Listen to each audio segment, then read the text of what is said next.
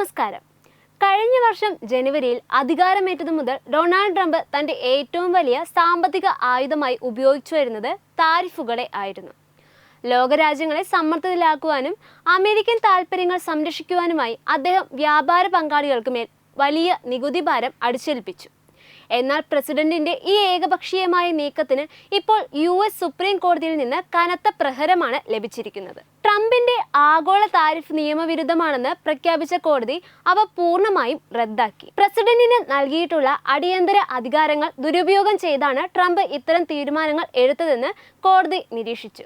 1977 അന്താരാഷ്ട്ര അടിയന്തര സാമ്പത്തിക അധികാര നിയമം മുൻനിർത്തിയായിരുന്നു ട്രംപിന്റെ നടപടികൾ.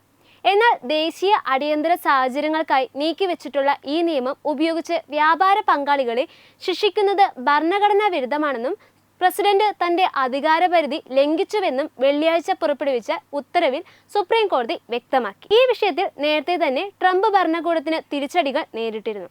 കഴിഞ്ഞ വർഷം ഓഗസ്റ്റിൽ US അപ്പീൽ കോടതി ട്രംപിന്റെ നടപടി നിയമവിരുദ്ധമാണെന്ന് വിധിച്ചിരുന്നു. ഈ വിധിയെ ചോദ്യം ചെയ്തുകൊണ്ടാണ് US സർക്കാർ സുപ്രീം കോടതിയെ സമീപിച്ചിരുന്നത്. എന്നാൽ അപ്പീൽ കോടതിയുടെ നിരീക്ഷണങ്ങൾ ശരിവെച്ച സുപ്രീം കോടതി കോൺഗ്രസിനെ മറികടന്ന് ഇത്തരം കടുത്ത സാമ്പത്തിക തീരുമാനങ്ങൾ എടുക്കുവാൻ പ്രസിഡന്റിന് അവകാശമില്ലെന്ന് പ്രഖ്യാപിച്ചു. സുപ്രീം കോടതിയുടെ ഈ വിധി ആഗോള വ്യാപാര രംഗത്ത് വലിയ മാറ്റങ്ങൾക്ക് വഴിവെക്കും. അമേരിക്കയിലേക്ക് ഇറക്കുമതി ചെയ്യുന്ന ഉൽപ്പന്നങ്ങൾക്ക് ട്രംപ് ഏർപ്പെടുത്തിയ അധിക തീരുവ ഇല്ലാതാകുന്നതോടെ ലോകമെമ്പാടുമുള്ള കയറ്റുമതി രാജ്യങ്ങൾക്ക് ഇത് വലിയ ആശ്വാസമാകും. പ്രസിഡന്റിന്റെ അധികാരാതിർത്തികൾ വ്യക്തമാക്കുന്ന ഈ വിധി വരും കാലങ്ങളിലും അമേരിക്കയുടെ വിദേശ വ്യാപാര നയങ്ങളെയും ഭരണഘടനാപരമായുള്ള തീരുമാനങ്ങളെയും സ്വാധീനിക്കുമെന്നത് ഉറപ്പാണ്. അമേരിക്കൻ ഭരണഘടന അനുസരിച്ച് വിദേശ രാജ്യങ്ങളുമായുള്ള വ്യാപാരം നിയന്ത്രിക്കുവാനും നികുതികൾ നിശ്ചയിക്കുവാനുമുള്ള പ്രാഥമിക അധികാരം അവിടുത്തെ പാർലമെന്റിനാണ്.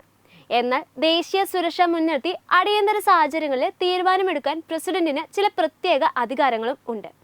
1977 നിയമം അനുസരിച്ചാണ് ഇത്. ട്രംപ് ഈ അടിയന്തര അധികാരം ഉപയോഗിച്ച് കോൺഗ്രസിനെ മറികടന്നതാണ് കോടതി ചോദ്യം ചെയ്തത്.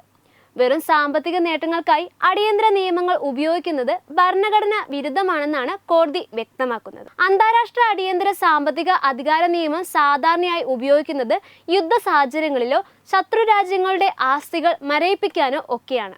എന്നാൽ വ്യാപാര പങ്കാളികളിൽ നിന്ന് കൂടുതൽ ആനുകൂല്യങ്ങൾ നേടിയെടുക്കുവാൻ വേണ്ടി ട്രംപ് ഈ നിയമത്തെ ഒരു വിലപേശൽ ആയുധമായി മാറ്റി.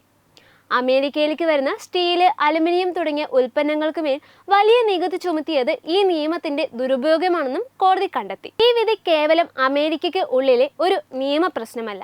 ചൈന, യൂറോപ്പ് യൂണിയൻ, ഇന്ത്യ തുടങ്ങിയ പ്രമുഖ വ്യാപാര പങ്കാളികളുമായി അമേരിക്ക നിലനിർത്തി വരുന്ന വ്യാപാര യുദ്ധം ഇതോടെ അയയാൻ സാധ്യതയുണ്ട്.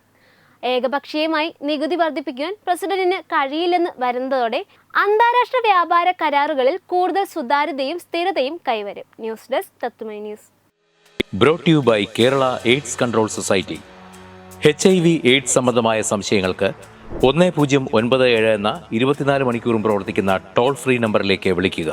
വാട്സാപ്പിലും ഫേസ്ബുക്കിലും ഒക്കെ സ്റ്റാറ്റസ് അപ്ഡേറ്റ് ചെയ്യാറുണ്ടല്ലോ. HIV സ്റ്റാറ്റസോ HIV പിടിപെടാനുള്ള സാഹചര്യങ്ങളിൽ കൂടി അറിഞ്ഞോ അറിയാതെയോ കടന്നു പോയിട്ടുണ്ടാവാം. എന്ത് തന്നെയായാലും മുൻകൂട്ടി പരിശോധിച്ച് HIV സ്റ്റാറ്റസ് അറിയൂ.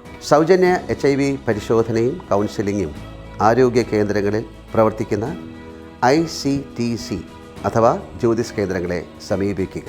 നിങ്ങളുടെ സ്റ്റാറ്റസ് എന്തായാലും വിവരങ്ങൾ രഹസ്യമായി സൂക്ഷിക്കുന്നതായിരിക്കും.